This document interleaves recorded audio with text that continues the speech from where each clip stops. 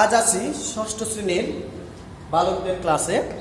বিষয় হচ্ছে স্বাস্থ্য সুরক্ষা। আমাদের কথায় আছে স্বাস্থ্যই সকল সুখের মূল।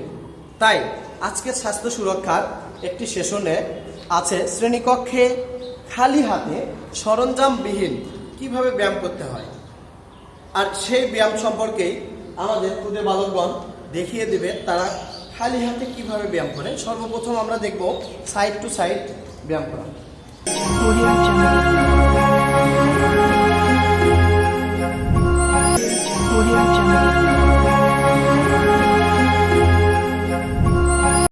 আমি আসলে জিজ্ঞেস করব আমরা এই ব্যায়ামটি কেন করলাম। তোমার নাম মোবাশির না?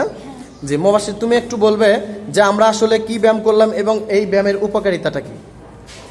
পেটের চামড়া শক্তি পাবে, ক্লান্ত দূর হবে এবং পরবর্তী পাঠে মনোযোগ আসবে। জি জি জি, অসংখ্য ধন্যবাদ।